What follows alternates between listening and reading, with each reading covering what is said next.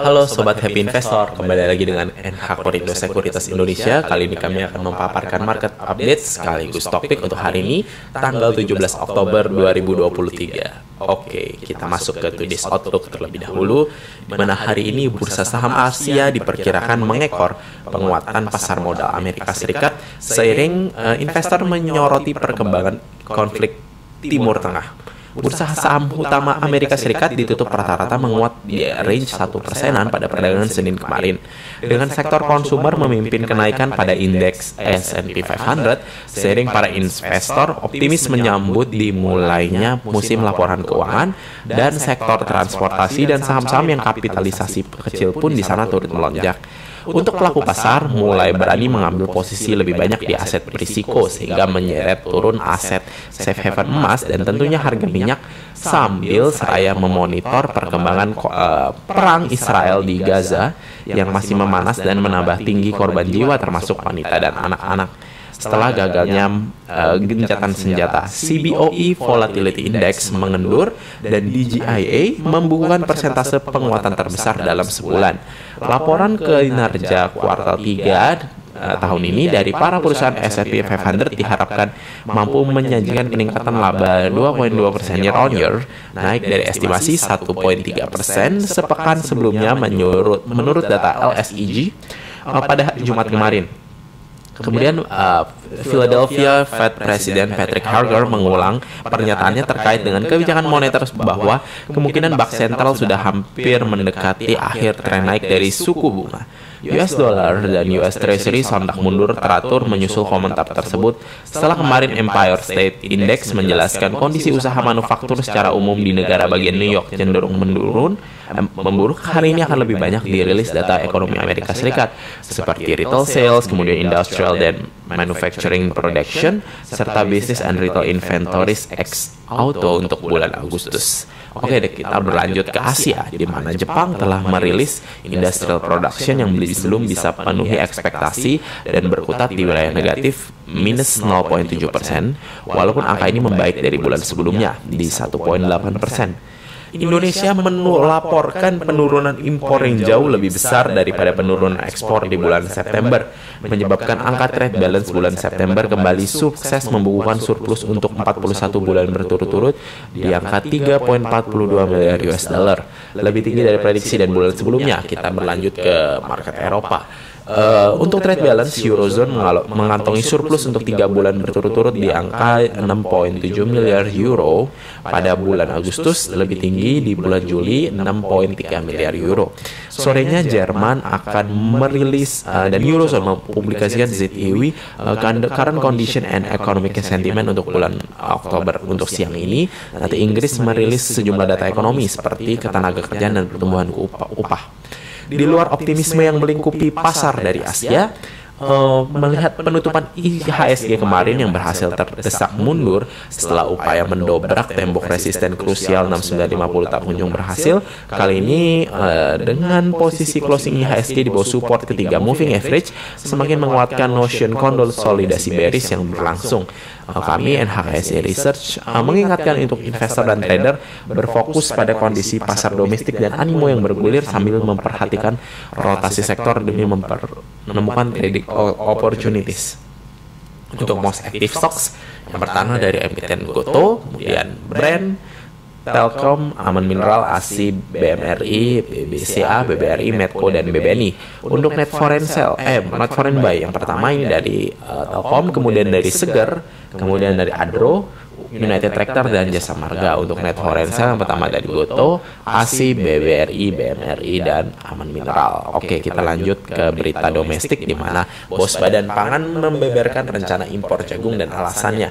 PLT Mentan atau Kepala Bappenas Arief Prasetyo Hadi mengungkapkan rencana pemerintah mengizinkan impor jagung.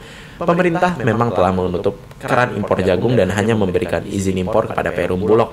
Pembatasan impor jagung ini diberlakukan sejak 2016. Namun pembatasan ini hanya berlaku untuk impor jagung khusus kebutuhan pakan ternak. Kini pemerintah berencana mengimpor jagung untuk peternak. Untuk pemenuhan pakan sudah diputuskan rata. Saya sudah sampaikan kepada Wakil Menteri Pertanian bahwa impor ini terbatas hanya oleh Bulog. Katanya saat peluncuran gerakan pangan murah dalam hari pangan sedunia Senin kemarin. Untuk target peternak yang menerima jagung tersebut, kata dia akan didata oleh Dirjen Peternakan dan Kesehatan Hewan Kementerian Pertanian untuk selanjutnya diverifikasi agar tepat sasaran. Oke, kemudian untuk Global News, di mana para diplomat menghimbau bantuan untuk Gaza, Iran peringatkan Israel. Para diplomat kembali menghimbau bantuan untuk jalur Gaza yang terkepung, sementara Menteri Luar Negeri Iran mengatakan bahwa Israel tidak akan diizinkan melakukan tindakan apapun tanpa menghadapi konsekuensinya dan memperingatkan adanya tindakan pencegahan dalam beberapa jam ke depan. Presiden Amerika Serikat Joe Biden mempertimbangkan kunjungan ke Israel yang syarat risiko politik dan keamanan yang digarisbawahi pada Senin ketika Menteri Luar Negeri Antony Blinken dipaksa untuk berlindung di sebuah bunker selama 5 menit setelah bertemu dengan Perdana Menteri Israel Benjamin Netanyahu ketika sirine berbunyi di Tel Aviv. Hamas mengatakan pada Senin kemarin bahwa mereka telah menembakkan rentetan rudal ke arah Yerusalem dan Tel Aviv. Iran yang mendukung Hamas menyebut negara-negara regional dan kekuatan yang menentang Israel dan Amerika Serikat sebagai front perlawanan. Amir Abdollahian mengatakan bahwa hal itu tidak terbatas pada Hizbullah di Lebanon dan menambahkan front ini dibentuk di seluruh wilayah untuk mempertahankan kemerdekaan bangsa-bangsa dan melawan agresi yang dilakukan berulang kali rezim Zionis selama beberapa tahun terakhir. Pekan lalu, pemimpin tertinggi Iran, Ayatollah Ali Khamenei, mengatakan bahwa Teheran tidak terlibat dalam serangan Hamas ke Israel, namun memuji apa yang disebutnya sebagai kekalahan dan militer intelijen Israel yang tidak bisa diperbaiki. Selanjutnya kita berlanjut ke company news. Yang pertama dari emiten bank digital Arto, di mana menggandeng Goto untuk meluncurkan produk GoPay tabungan. Arto segera meluncurkan produk hasil kolaborasi dengan Goto Finansial, dan bagi Arto produk ini dapat diperkaya bisa meningkatkan jumlah dari dana pihak ketiga atau DBK.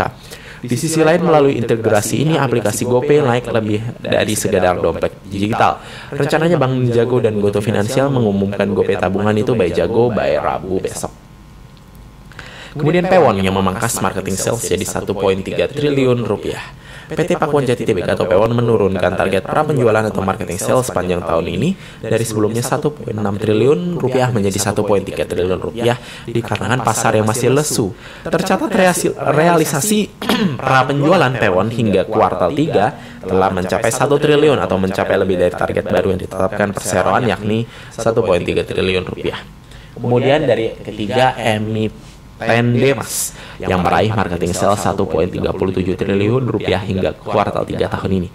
PT Pura Delta Lestari Tbk atau Demas meraih penjualan atau marketing sales senilai 1,37 triliun rupiah di periode 9 bulan pertama tahun ini. Jumlah itu mencapai 76,16% dari target marketing sales tahun ini sebesar 1,8 triliun rupiah.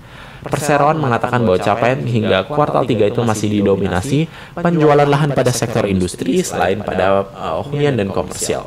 Oke, kita lanjut untuk kalender ekonomi yang diberitahu seperti yang sudah diumumkan tadi, itu dari Amerika Serikat, yaitu retail sales dan industrial production di jam 19.30 dan 20.15 waktu Indonesia Barat. Oke, selanjutnya untuk kalender ekonomi hari ini ada cum dividen dari emiten SMMT Globe. Kemudian kita masuk ke daily technical, di mana untuk konsolidasinya adalah bearish. Kemudian IHSE itu gagal ditutup di atas 6950 dan jebol ke bawah ketiga moving average.